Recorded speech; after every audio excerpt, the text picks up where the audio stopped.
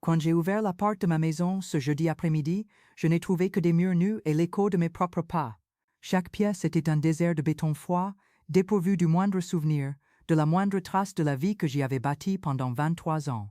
Mon canapé n'était plus adossé au mur du salon. La table à manger où j'avais servi des milliers de repas avait disparu. Les rideaux que j'avais moi-même cousus ne pendaient plus aux fenêtres.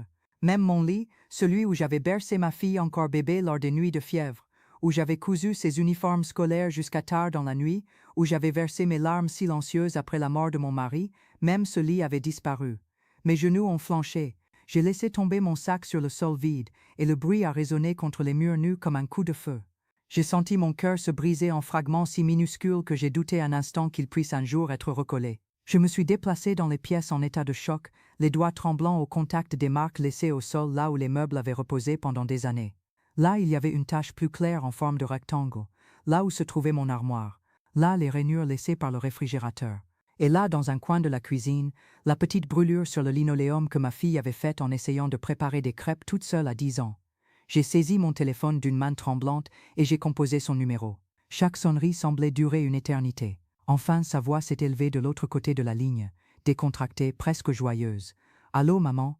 Juliette, ma voix est sortie brisée, méconnaissable même pour moi. « Qu'est-ce que tu as fait? Où est tout? Où sont mes affaires ?» Un silence. Puis elle a soupiré comme si j'étais un fardeau. « Oh maman, on avait besoin des meubles. Romain et moi avons ménagé dans un appartement plus grand, et il était vide. Tu vis seule, tu n'as pas besoin de tout ça. »« Je n'ai pas besoin ?» Ma voix a grimpé d'une octave. « Juliette, tu as tout pris. Même mon lit. Comment veux-tu que je dorme? Par terre.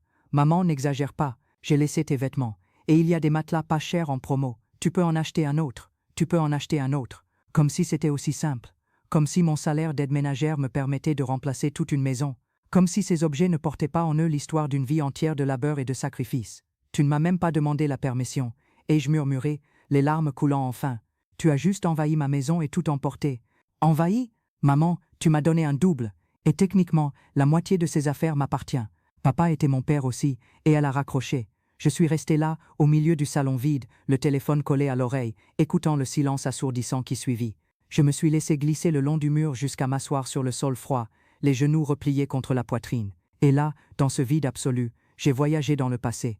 28 ans plus tôt, j'étais enceinte de 7 mois. Je nettoyais des bureaux jusqu'à 23 heures, parce qu'on devait économiser pour le trousseau du bébé. Mon mari, Paul, était manœuvre, et à nous deux, on peinait à payer le loyer de notre petit studio. Mais on était heureux. Je me souviens de ses mains calleuses caressant mon ventre chaque soir, parlant à notre fille encore à naître, lui promettant un monde meilleur que celui qu'on avait connu. Quand Juliette est née, par une matinée pluvieuse de mars, j'ai senti que mon cœur trouvait enfin sa raison d'être. Elle était minuscule, fragile, avec une chevelure noire et des yeux curieux qui semblaient percer les secrets de l'univers. Ce jour-là, j'ai juré de lui donner tout ce que je n'avais jamais eu, qu'elle ne connaîtrait jamais la faim, qu'elle aurait une éducation, des chances, de la dignité. Les premières années furent une lutte constante contre le manque. Je travaillais dans 3 maisons différentes, je me levais à 5 heures du matin et ne rentrais qu'à 20 heures. Paul faisait des heures supplémentaires dès qu'il le pouvait. On économisait chaque centime.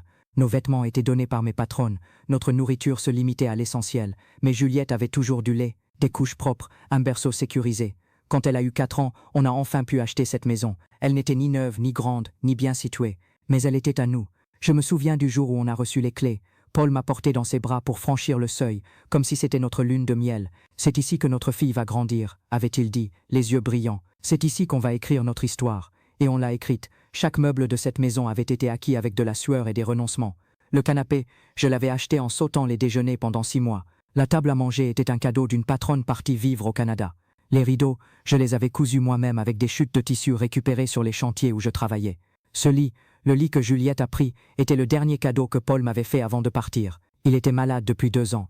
Un cancer du poumon, diagnostiqué trop tard. Nous avions enduré d'interminables séances de chimiothérapie, des trajets hebdomadaires à l'hôpital public, des nuits blanches à le regarder vomir à cause des médicaments. Juliette avait 15 ans quand il est mort. Je me souviens d'elle, en larmes, agrippée au cercueil, criant qu'elle ne voulait pas qu'il parte. Je l'ai serrée contre moi alors que mon propre monde s'écroulait, murmurant des promesses auxquelles je peinais moi-même à croire. « On va s'en sortir », disais-je. « Toutes les deux, on va s'en sortir. » Et j'ai tenu cette promesse. J'ai doublé mes heures de travail pour compenser la perte du salaire de Paul. J'ai commencé à faire des ménages le week-end. Je lavais et repassais du linge à l'extérieur. Je faisais des gâteaux sur commande la nuit. Juliette n'a jamais manqué de rien. Elle a toujours eu ses fournitures scolaires complètes. Elle a eu sa robe de bal du lycée, acheté avec l'argent que j'avais économisé pendant 8 mois. Elle a eu sa fête de ses 18 ans, modeste mais avec un gâteau, des petits fours et du soda pour tous ses amis. Quand elle a voulu faire des études de gestion dans une université privée, j'ai travaillé dans 4 maisons pour payer les frais de scolarité. Elle me disait vouloir travailler pour aider, mais j'insistais pour qu'elle se concentre sur ses études. « Tu vas avoir un diplôme, ma fille », lui disais-je. « Tu auras les chances que je n'ai jamais eues. Tu travailleras dans un bureau, en talons, avec la clim. Tu n'auras pas à ruiner tes mains avec de l'eau de Javel comme ta mère. Si je pouvais retourner dans le passé et secouer cette version naïve de moi-même, je le ferais. Mais à l'époque, je croyais encore que l'amour et le sacrifice étaient des investissements sûrs, que plus on donnait, plus on recevait, que je semais la gratitude et que je récolterais la loyauté. Juliette a été diplômée à 23 ans. J'étais dans le public, portant ma seule robe correcte, regardant ma fille traverser la scène en toge et toque pour recevoir son diplôme. J'ai pleuré toutes les larmes de mon corps. C'était l'apogée de tous mes efforts, la concrétisation de tous mes rêves. Elle a trouvé un emploi 3 mois plus tard dans un cabinet comptable. Ce n'était pas un salaire incroyable, mais il était correct, avec contrat et avantages. Enfin, après des années de lutte solitaire, je pouvais respirer un peu. Du moins, je le croyais. C'est à ce moment que Romain est apparu. Il travaillait dans le même bureau que Juliette, comme superviseur d'un service. Il avait sa voiture, un appartement en location. Il parlait bien. Quand Juliette l'a amené dîner pour la première fois, il n'a presque pas touché au repas que j'avais préparé avec tant de soin. Il a passé la soirée à regarder autour de la maison avec une expression que je n'arrivais pas à cerner, mais qui m'a mise mal à l'aise. « Ta mère fait vraiment le ménage, Juliette ?» a-t-il demandé pendant le dîner, et la façon dont il a dit le ménage portait un mépris à peine voilé, qui m'a retourné l'estomac. « Oui » a-t-elle répondu, et pour la première fois j'ai perçu de la honte dans sa voix, de la honte envers moi. Après cette nuit, Juliette a commencé à s'éloigner. Les visites se sont espacées. Quand j'appelais, elle était toujours occupée. Quand je proposais un déjeuner le dimanche, elle avait autre chose de prévu. « Je construis ma vie, maman », m'a-t-elle dit lors d'un de nos rares échanges. « Je dois me concentrer sur ma carrière, sur ma relation. Tu dois comprendre ça. » Comprendre? Moi qui avais renoncé à toute vie personnelle pour elle pendant 25 ans, moi qui n'avais plus jamais regardé un homme après la mort de Paul, parce que j'étais trop occupé à être père et mère à la fois. Si quelqu'un savait ce que c'était que construire une vie, c'était bien moi. Mais j'ai avalé ma peine et j'ai souri. Bien sûr, ma fille, tu mérites d'être heureuse. Juliette et Romain se sont mariés à la mairie, une cérémonie intime, uniquement avec ses beaux-parents et 2 témoins. Je n'ai même pas été invité. Je l'ai appris une semaine plus tard, quand Juliette est passée chez moi avec une alliance au doigt. Tout s'est fait très vite, maman. On a préféré ne pas en faire toute une histoire. Ne pas en faire toute une histoire. Comme si ma présence au mariage de ma fille unique était un drame. Si tu lis ce récit et que cette douleur te parle, cette douleur que les mots peinent à exprimer, abonne-toi à cette chaîne pour recevoir d'autres histoires de résilience et de renouveau. Parfois, savoir que l'on n'est pas seul dans nos luttes suffit à apaiser. Les mois suivants furent un quasi-silence. Juliette ne répondait que rarement à mes appels. Et quand elle le faisait, c'était bref, distrait, comme si j'étais une corvée à expédier. Puis, 3 semaines avant ce jeudi maudit, elle est apparue à la maison. J'étais dans la cour à étendre le linge quand je l'ai vue entrer. Mon cœur a bondi de joie. Ma fille, quelle belle surprise. Elle n'a pas souri. Maman, j'ai besoin d'un service. Bien sûr, dis-moi, il me faudrait ton double de clé. Je vais engager une équipe pour faire un grand ménage ici. Une surprise pour toi. Un grand ménage? J'ai regardé autour de moi. La maison était toujours impeccable, car je la nettoyais moi-même chaque jour. Mais je n'ai rien dit. Elle était là. Elle me proposait quelque chose. Elle se souciait de moi, même si c'était étrange. Ce n'est pas nécessaire, Juliette. Je nettoie très bien moi-même. Maman, laisse-moi faire ça pour toi. Tu travailles tellement. Tu le mérites. Tu le mérites. Ce mot aurait dû m'alerter. Mais j'étais tellement en manque d'affection que je l'ai accepté comme un cadeau. Je lui ai donné la clé. Elle a fixé le rendez-vous pour un jeudi, m'a demandé de m'absenter toute la journée. Ce sera long, ils vont poncer le sol, repeindre certaines pièces. Va au centre-ville, au centre commercial, fais quelque chose pour toi. J'aurais dû me méfier, j'aurais dû poser des questions. Mais j'étais trop avide de la moindre miette d'attention. Ce jeudi-là, je suis sorti tôt.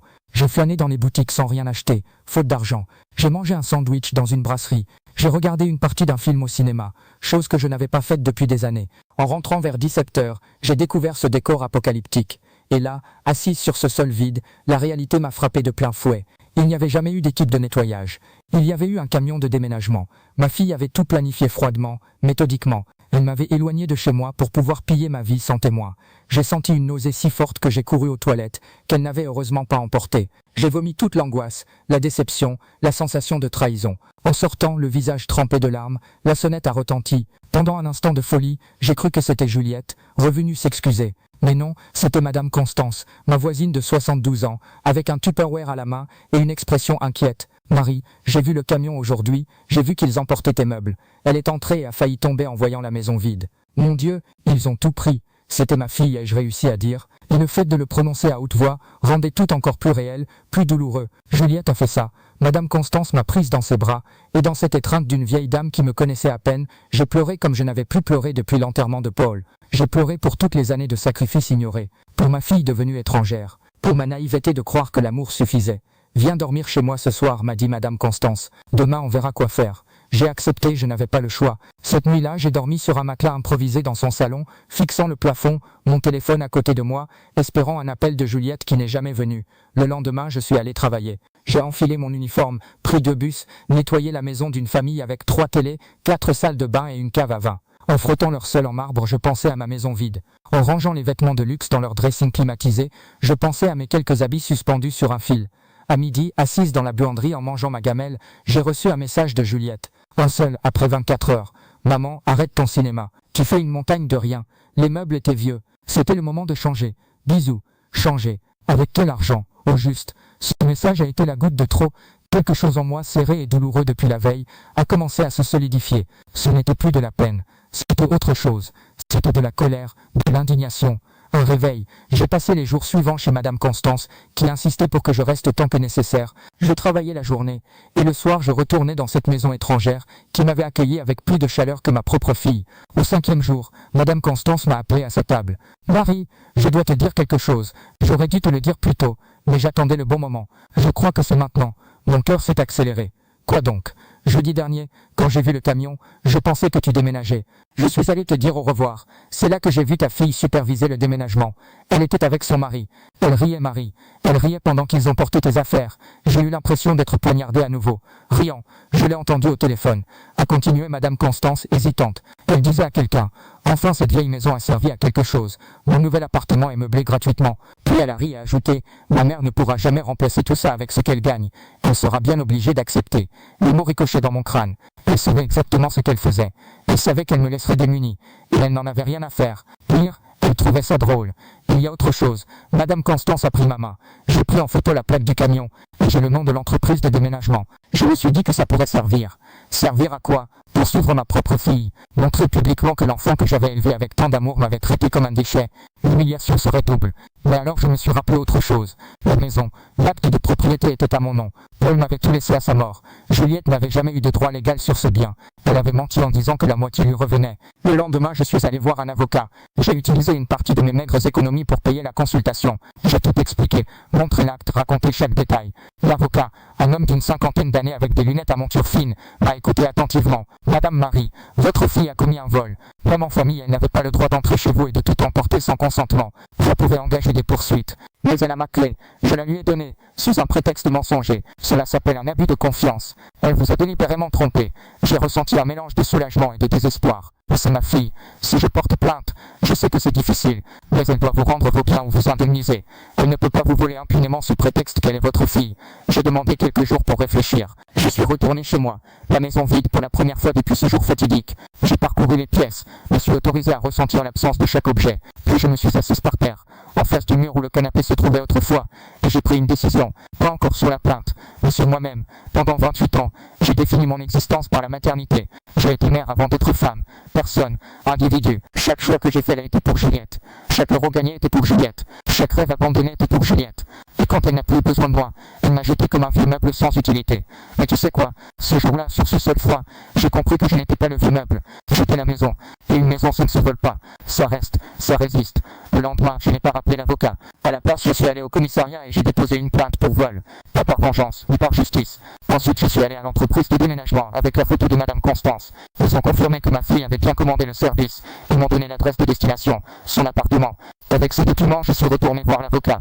Il a rédigé une mise en demeure exigeant la restitution immédiate des biens ou une indemnisation équivalente à leur valeur. Juliette a reçu la lettre un mardi. Le mercredi, elle est venue frapper à ma porte, bordel. Maman, tu es folle? Un avocat? Tu vas me poursuivre? Je l'ai regardée comme si je la voyais pour la première fois. Cette femme de 28 ans, vêtue de marque, maquillée, manucurée, n'était plus la petite fille que j'avais bercée. C'était une étrangère. Tu m'as volé, et je dis calmement. Tu m'as trompé, tu as envahi ma maison et tu as tout emporté. Tu croyais que j'allais te dire merci? Je suis ta fille, et je suis ta mère, et cela ne t'a pas donné le droit de me traiter comme une moins que rien. Elle a tenté d'argumenter, de manipuler, de pleurer. Elle disait que je dramatisais, que ce n'était que des meubles, qu'elle en avait plus besoin que moi. Tu as un salaire, Juliette. Je vis du ménage. Tu as un mari qui travaille. Je suis veuve. Tu as toute la vie devant toi. J'ai 53 ans, un corps fatigué, aucune réserve, plus de meubles et plus de dignité. Qui a le plus besoin? Elle n'avait pas de réponse. Tu as jusqu'à vendredi pour tout rendre ou déposer le montant de l'indemnisation, et je poursuivis. Après le dossier ira en justice. Je n'ai pas cet argent, alors rends-moi mes meubles. Je ne peux pas. Ils sont déjà installés dans mon appartement. Romain va devenir fou si je démonte tout. Ce n'est pas mon problème, Juliette. Elle m'a regardé avec une haine pure. Tu n'es plus ma mère. J'ai senti un pincement au cœur, mais je suis restée droite. Tu n'es plus ma fille depuis le jour où tu as décidé que tes meubles valaient plus que ma dignité. Elle est partie en claquant la porte. Je n'ai plus eu de nouvelles jusqu'au vendredi. À 19h, j'ai reçu un virement. J'ai regardé le montant. 8 000 €. Ce n'était pas la valeur totale selon l'évaluation, mais c'était suffisant pour commencer. Avec le virement, un message. Voilà. Maintenant, laisse-moi tranquille. Je n'ai pas répondu. TXT. Ce week-end-là, avec l'aide de Madame Constance et d'autres voisines touchées par mon histoire, j'ai commencé à réaménager ma maison. Je n'ai pas racheté des répliques de ce que j'avais avant. J'ai acheté des choses nouvelles, choisies par moi, pour moi. Un canapé pas très grand, mais confortable.